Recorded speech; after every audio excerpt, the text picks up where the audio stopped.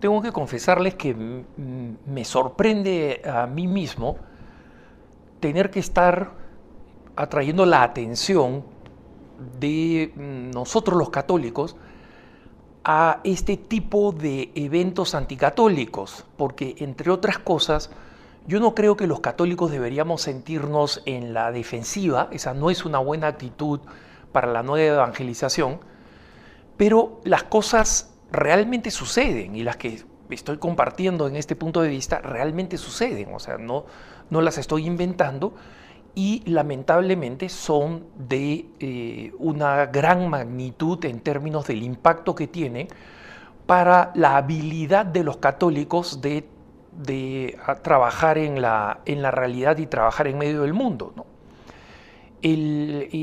Dos episodios muy importantes que no sé si están conectados deliberadamente, pero están conectados cronológicamente, porque pasaron en la misma semana.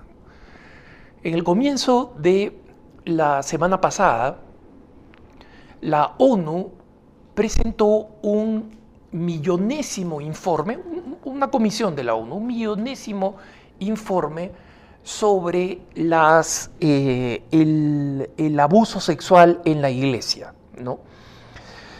Esta comisión, o una comisión similar, o sea, digamos, ha tenido distintos miembros, pero la comisión con el mismo efecto, la ONU nunca ha investigado, a través de una comisión como esta, ninguno de los otros casos de pedofilia, incluyendo los casos de pedofilia de los cascos azules, que son las fuerzas que los países de la ONU voluntarían, entregan, digamos, para que la ONU los coloque en lugares donde van a evitar conflictos militares, ¿no? Y resulta que entre estos cascos azules y varias misiones de las distintas ramas de la ONU, los abusos sexuales e incluso el tráfico de seres humanos ha sido monstruoso.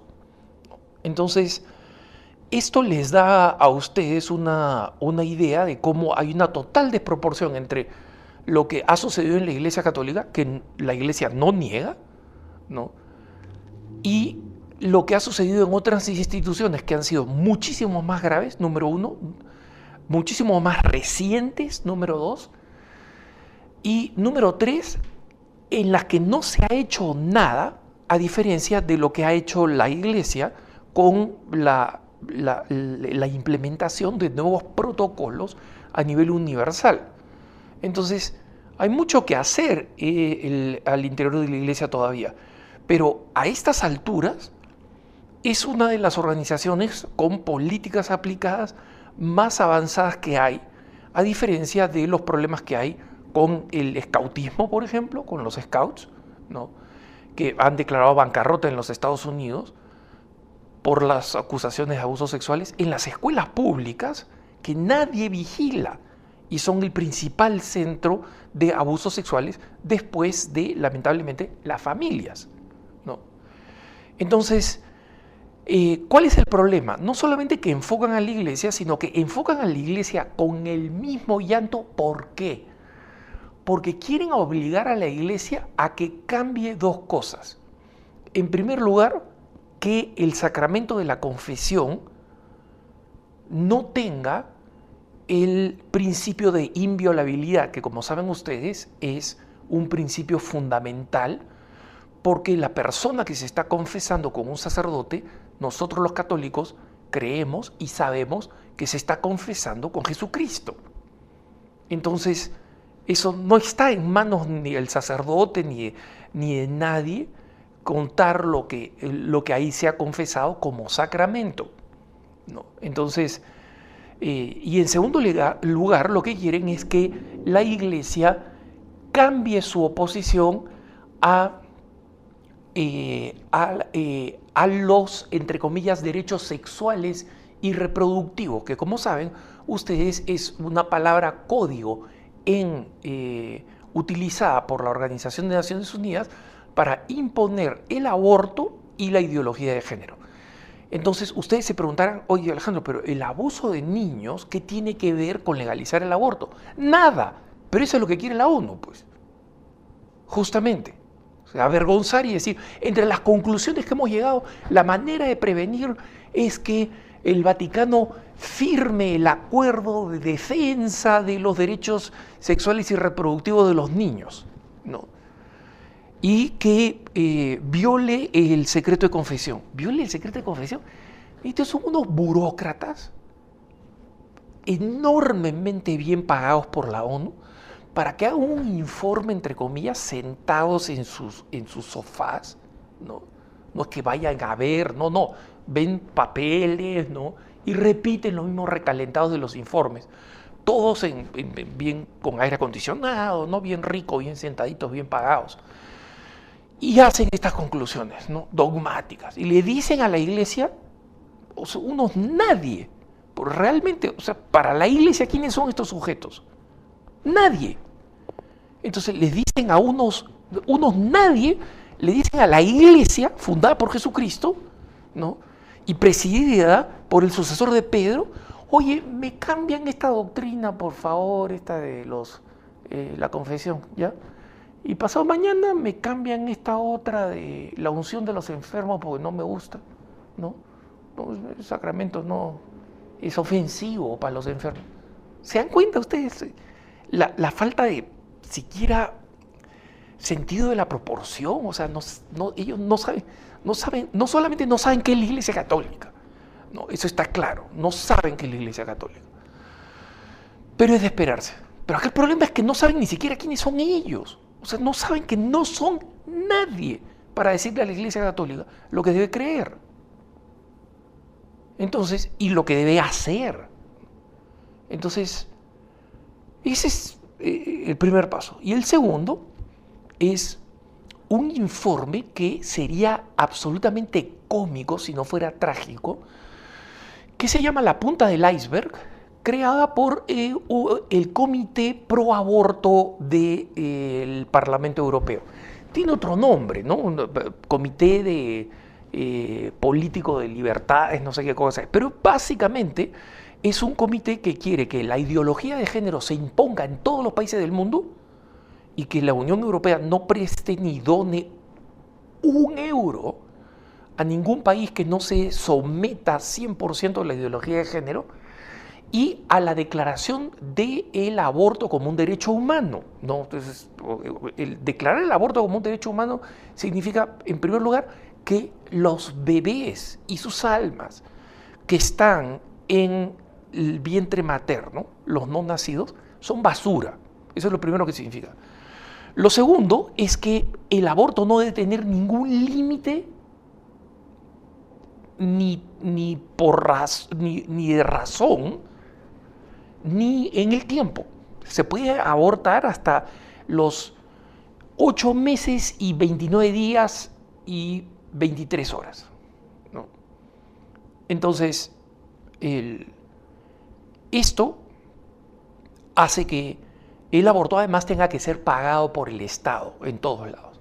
Entonces, este grupo de parlamentarios resulta que han publicado un informe, entre comillas, que se llama La Punta del Iceberg, ¿no?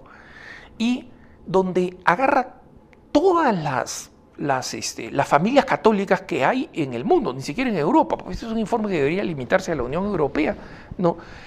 Pero acusan a organizaciones católicas como Human Life International, a organizaciones pro vida y pro derechos religiosos y pro derechos humanos como Alliance Defending Freedom, acusan a familias como la familia de Patrick Slim en México y los Habsburgo, la casa real antigua de Austria, la mayoría de los cuales ya no tienen ninguna fortuna, ¿no? Pero fueron una casa que tuvo varios santos en la historia, ¿no? Una familia noble europea, y cualquier otra organización que se cruza, incluyendo al Vaticano, ¿no? Entonces presentaron este informe acusándolos de estar introduciendo o metiendo una cantidad exagerada de dinero para manipular, entre comillas, el tema de los derechos humanos en en Europa. Y entonces acusan, estos han donado tantos millones de dólares, estos han donado tantos millones de dólares, y todo eso es verdad. Pero no hay nada oculto en eso. O sea, cuando una organización defiende los derechos de una familia alemana a quienes le arrebatan los hijos y los meten en la cárcel, una pareja de esposos, porque están enseñando a sus hijos homeschooling, o sea, educación en el hogar, y Alliance Defending Freedom interviene porque tiene los recursos económicos de donantes cristianos, incluyendo católicos, generosos en Estados Unidos, para ellos eso es una intromisión económica, ¿no?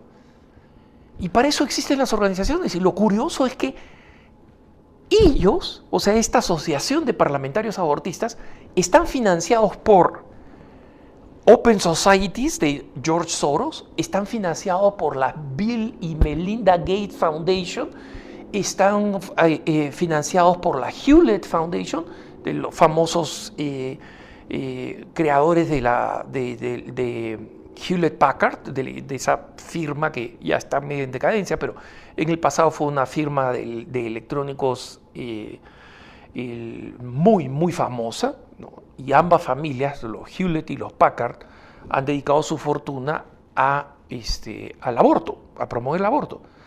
Entonces, resulta que a organizaciones que levantan fondos en sus bases, porque tienen una base extensa, porque los que creemos en la vida somos un montón. Y además ponemos nuestro bolsillo donde está nuestra boca, ¿no? Son denunciados de ser una mafia cuando estos señores son financiados por organizaciones masivas. ¿Por qué? Porque nadie los quiere y en consecuencia no tienen un levantamiento de fondos masivo popular. Están financiados por la IPPF, ¿no? O sea, la International Planned Parenthood Federation. Estos son los gallos que están diciendo que las organizaciones pro vida, que en su gran mayoría son de origen cristiano, católico o evangélico, y resulta que en un debate el jueves pasado sobre una queja que tiene que ser introducida, ¿no?, en el Parlamento de la Unión Europea, terminaron diciendo que efectivamente la Unión Europea se manifiesta preocupada por tal y cual organización, ¿no? Básicamente estas organizaciones pro vida y cristianas, que por primera vez están puestas en una lista negra por una organización internacional. Por ahora esa resolución es solamente proclamativa, o sea, no tiene ninguna fuerza legal, o sea que nadie va a poder hacer nada por ahora en contra de estas organizaciones. Pero para hacerlo en el futuro ya han puesto el primer paso, ya hay un documento legal aprobado en el Parlamento Europeo que exige dos cosas. Uno, que el aborto sea reconocido como un derecho humano, o sea, los no nacidos son basura. Y en segundo lugar, todas las organizaciones que están combatiendo contra el fascismo abortivo son declaradas non gratas. Entonces, como digo, me sorprende estar repitiendo esto, pero son eventos que acontecen una y otra vez. No soy yo el que está obsesionado con este acoso constante en el ámbito público contra los creyentes y los providas. Es la realidad. Y frente a ella, como siempre, nosotros primero confiamos en que nosotros servimos al más grande de los señores, el Rey de Reyes y Señor de Señores. Y en segundo lugar, sabemos que esto no debe achicarnos ni amedrentarnos, sino realmente ayudarnos a ser más valientes, más decididos, porque, como dijo aquel mártir chino católico, poco antes de ser asesinado por su fe, cuando le estaban diciendo tú mueres solo, él dijo, Cristo y yo somos mayoría aplastante. Que tengas un buen día.